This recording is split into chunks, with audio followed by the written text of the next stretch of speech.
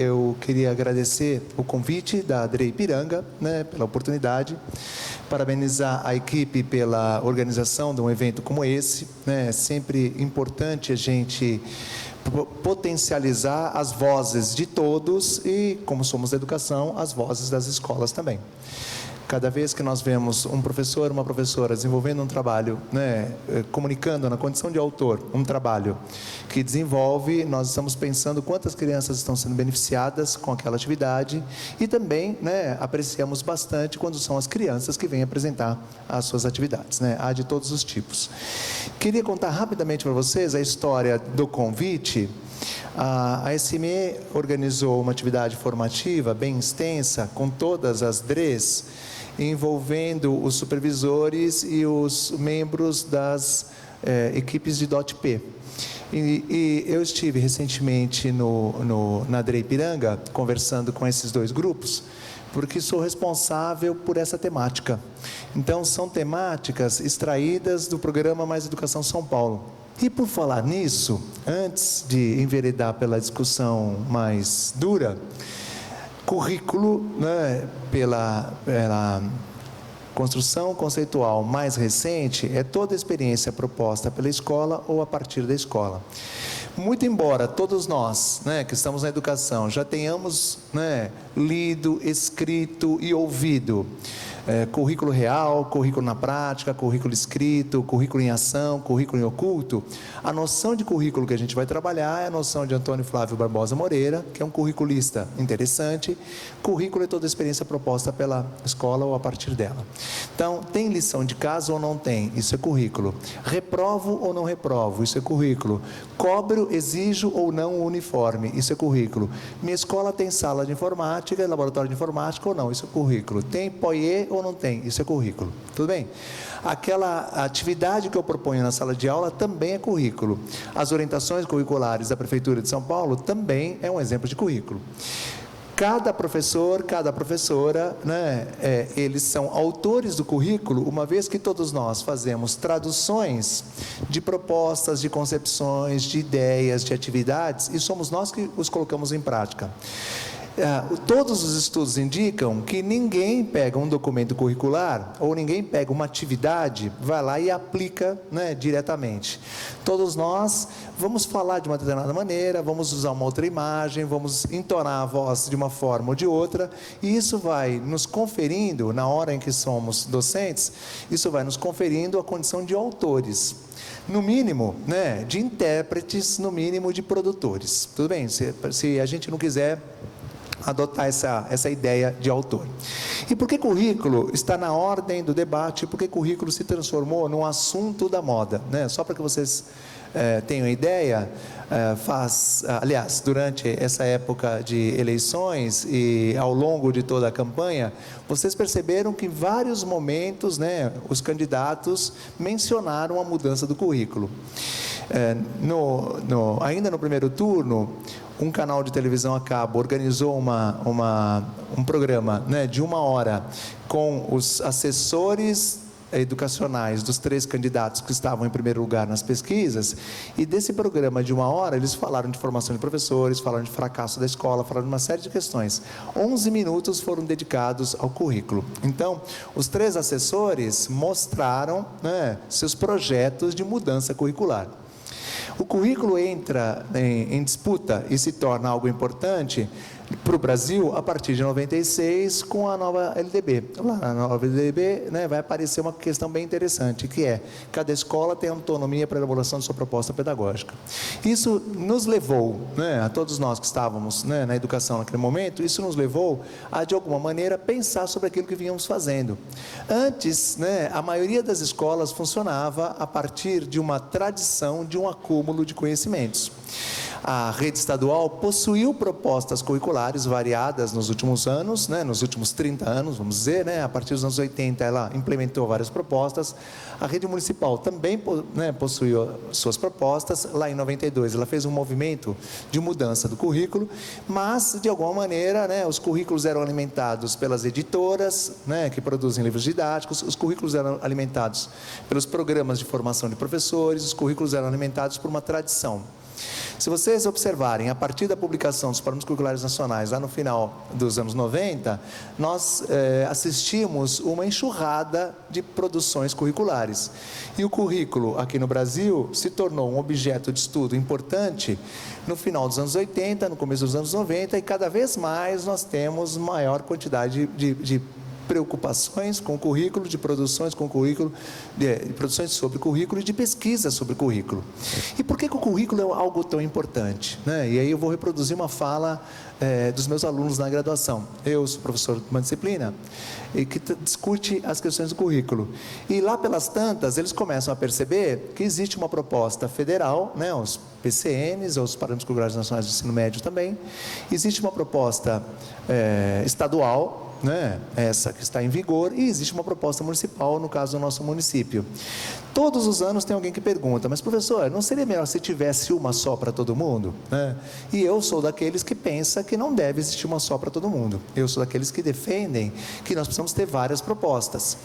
Mas muitos países do mundo têm uma proposta só. Inclusive, alguns países do mundo têm a sua proposta curricular vendida nas grandes redes de supermercado, de tal maneira que o pai possa adquirir a proposta curricular e acompanhar o seu filho, né, ele está na escola, né, tendo aqueles conhecimentos ou não. Então, olha lá, o Brasil fez uma outra opção, né? O Brasil, ele aposta, né, porque ele leva em consideração uma série de tradições, marcas, regionalismos, etc. O Brasil, ele leva em consideração o seguinte: currículo é algo mais sério do que a gente pensa. Por quê? Se o currículo é sempre um recorte da cultura, né? Se você, na condição de professor, de professora, ou membro da equipe gestora, se você, na condição, né, de alguém da Secretaria de Educação, que pode selecionar o que vai ou não dentro do currículo, de alguma maneira você está impactando nas identidades daqueles que lá estão. Nós acabamos de assistir 4 experiências onde os professores que elaboraram esse trabalho assumiram a condição de autores, e com isso eles queriam constituir as identidades, eles quiseram constituir as identidades, formar os alunos, né, e alunas de uma determinada maneira. Ao problematizar as questões da etnia, né, na Helen Keller, você está evidenciando uma problemática social e, né, formando aquelas crianças para uma sensibilidade a essa questão e para que elas possam atuar perante, né, o mundo a partir dos conhecimentos que adquiriram. Então, olha lá, não abordar esse assunto também é currículo. Currículo também é tudo aquilo que eu não ensino, tudo aquilo que eu não trabalho. Eu também constituo identidades por aquilo que eu não desenvolvo. Tudo bem? Currículo é, portanto, gente, uma decisão muito séria que deve ser tomada por profissionais, e currículo é uma decisão, antes de tudo, política, né, porque vai mexer com as relações da sociedade mais ampla, e pedagógica, porque atuará na formação das pessoas. Diante disso tudo, vocês verão que nós vamos tocar em alguns pontos, né, bem restritos, né? O nosso plano discutir o estado do conhecimento sobre a organização curricular, muito rapidamente isso, e em seguida identificar possibilidades de integração curricular. E todo mundo aqui nessa sala verá que nos últimos 30 anos não há nada de novo.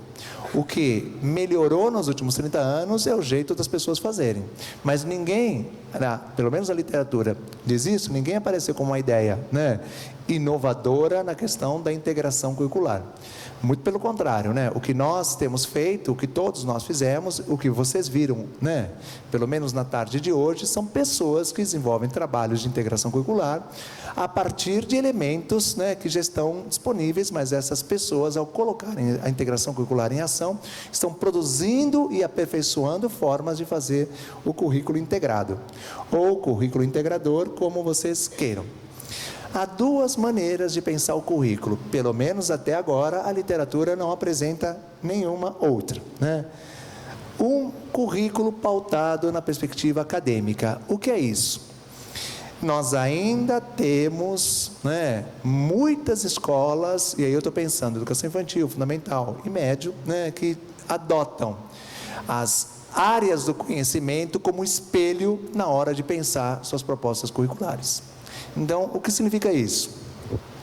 Algumas das disciplinas, né, escolares, e agora eu vou usar a disciplina só nesse conceito, tem como espelho uma área de formação no ensino superior. Por exemplo, biologia, por exemplo, história, por exemplo, geografia, por exemplo, matemática.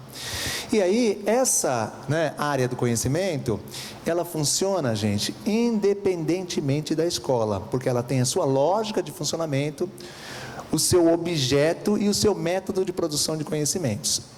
Por mais dolorido que seja pensar assim, o colega, né, que na universidade trabalha com pesquisa de física, de produção de conhecimentos de física, ele não tem nenhum compromisso e nenhuma preocupação com a educação básica. Somos nós, educadores, que vamos lá, pegamos os conhecimentos de física, tentamos fazer o possível para que alguns desses conhecimentos que são produzidos nos laboratórios, nos centros de pesquisa, alcancem as escolas. E aí nós temos agora em circulação no Brasil algumas propostas curriculares, gente, da educação infantil ao ensino médio, que tem como base a perspectiva acadêmica, ou seja, seguem a mesma lógica da construção do conhecimento da universidade. Vou dar um exemplo, né? Recentemente, nós temos visto muitos colegas de história da rede, né? Basta você olhar lá nas orientações curriculares da rede, que têm adotado, né, métodos da historiografia, ou seja, da produção de conhecimentos em história, têm adotado esses métodos na sala de aula. Nos últimos anos, nós vemos, né, uma grande influência da escola francesa de produção de conhecimento em história, quando vai produzir conhecimento historiográfico a partir dos documentos do cotidiano. É a pesquisa em jornal, é a pesquisa em álbum de foto das pessoas que tem em casa, é a pesquisa em programas de televisão, né, que fazem parte de algum acervo, é a pesquisa em diários dos jovens ou das crianças que acumulam escritos. Esse material tem sido transformado em objeto de estudo dos historiadores. Então, durante muito tempo, os historiadores investigaram os documentos, né, municipais, federais, etc., os documentos da corte, os documentos das províncias. Durante muito tempo, investigaram, né, os acervos, os arquivos, etc. E hoje você já vê historiadores produzindo história a partir disso que a gente chama, né, os documentos do cotidiano. E isso tem sido usado, muitas vezes, como proposta de ensino na sala de aula. Ótimo, genial, não tem problema nenhum, eu acho uma proposta inteligentíssima, mas a origem é esta aqui. Então você tem uma influência da perspectiva acadêmica no momento em que você desenvolve. A maioria de nós nesta sala foi educado, né? Eu sou ex-aluno da rede municipal, ex-professor da rede municipal, e quando eu era aluno lá na antiga quinta série do primeiro grau, eu estudei o conjunto dos números naturais.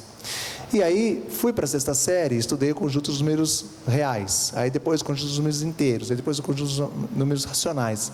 Essa lógica de aumento da complexidade, essa lógica de que para os mais jovens, né, um conhecimento mais próximo do seu cotidiano e menos complexo, para os mais velhos, um conhecimento mais abstrato, mais distante do seu cotidiano, essa é mais uma das influências da perspectiva acadêmica. Tudo bem, gente? Então, a perspectiva acadêmica, desde, né, os jesuítas, quando eles propuseram o trivium e o quadrivium, eles seguem influenciando, né, a organização do currículo. Nós tivemos momentos no último século de exacerbação da perspectiva acadêmica.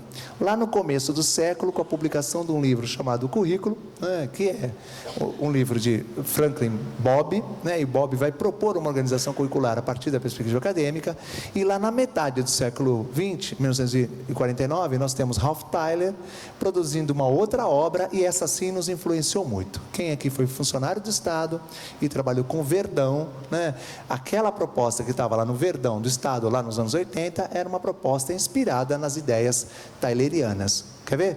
Objetivo geral, objetivo específico, conteúdo, método, avaliação e recurso didático. Aquele planejamento que a gente aprendeu a chamar em tijolinho, estudar a lista de verbos na faculdade, muitos de nós estudamos, é uma influência, né, das ideias taylerianas, que tem como base a perspectiva acadêmica. Mas, lá pelas tantas, né, a coisa muda um pouco de figura.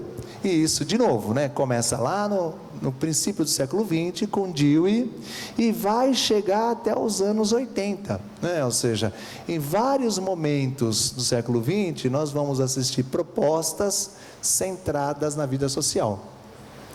O que é isso? Nós percebemos professores e professoras trabalhando com as ideias de Dewey, de Kilpatrick ou de Paulo Freire, que elegiam temáticas a partir dos interesses da criança, a partir das experiências de vida da criança, e com Paulo Freire a partir das temáticas do cotidiano.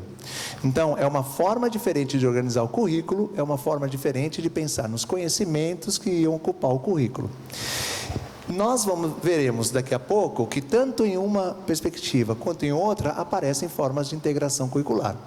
Então, até o momento, gente, a literatura não nos apresenta uma outra ideia que não seja pensando a perspectiva acadêmica ou pensando, né, currículos centrados na vida social.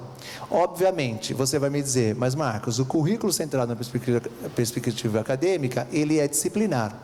O currículo centrado nas demandas da sociedade, na vida social, ele pode ser disciplinar ou ele pode ser integrado. Ele não precisa ser somente integrado, ele aparece também como disciplinar. Como a palavra disciplina, ela apareceu várias vezes, é importante finalmente que a gente fale um pouco sobre ela. Há uma pessoa que vem debatendo o currículo, que é uma pessoa interessante, que discute principalmente a história das disciplinas, que é um cidadão chamado Goodson. E o Goodson, ele vai fazer a seguinte colocação, e nessa hora de fazer a crítica, eu vou citar os autores para vocês depois poderem, né, também lê-los e ver, né, se o que eu estou dizendo tem a ver ou não. Então, olha lá, o Goodson vai dizer, toda disciplina é uma construção social. Isso aqui é muito importante, que todos os professores saibam. Toda disciplina é construída a partir de uma certa lógica que tem, né, uma relação direta com o lugar na sociedade que é ocupado por aqueles que vão pensar a disciplina. Então, aqueles conhecimentos que nós aprendemos, que constituíram as disciplinas de geografia, história, matemática, educação física, artes, né, língua portuguesa, etc., gente, eles só estão lá porque eles são produtos de determinadas relações. Fossem outras as pessoas a fazerem, né, pesquisa, fossem outras as pessoas a produzirem esses conhecimentos, quem sabe o que estivesse lá, né, o que estaria lá seria outra coisa e não aquilo.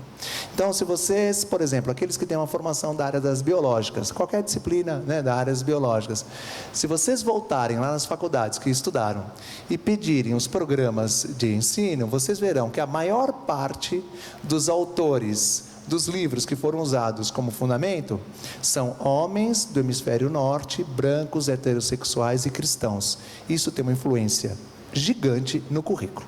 Então, nós tivemos bem poucas mulheres, né, produzindo esse tipo de conhecimento, logo, nós tivemos bem poucas visões de mundo femininas povoando os currículos escolares.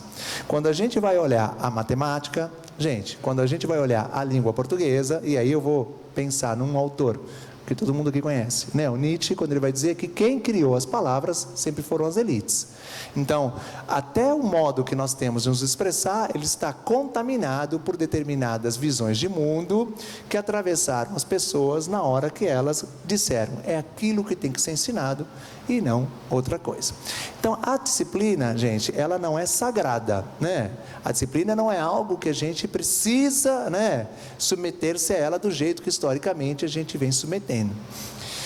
Vocês todos conhecem professores que quando você propõe propostas integradas, eles sempre mas e os conteúdos da minha disciplina? Ou seja, quando esse professor dá esse passo para trás, diz, e os conteúdos da minha disciplina, ele está elegendo aqueles conteúdos como algo mais importante do que os efeitos que aquele projeto integrado pode ter sobre as crianças, sobre os jovens e sobre os adultos. Não pensem que isso acontece somente no médio ou no Fundamental 2, onde nós temos professores vinculados, né, a determinadas áreas, né? Isso também acontece no Fundamental 1, isso também acontece na educação infantil, porque também esses currículos, né, eles acabam sendo disciplinarizados pela própria tradição escolar. Só que as disciplinas ainda tem mais uma coisinha que a gente não pode avançar sem deixar claro, né? A disciplina também é uma forma de regulação social, né? Por quê? Porque a disciplina, ela coloca em circulação certos discursos que vão narrar as pessoas, vão narrar os sujeitos, vão narrar... Vamos pensar aqui, né, a partir do último projeto que nós conhecemos, né? Aqui apresentado recentemente da Helen Keller.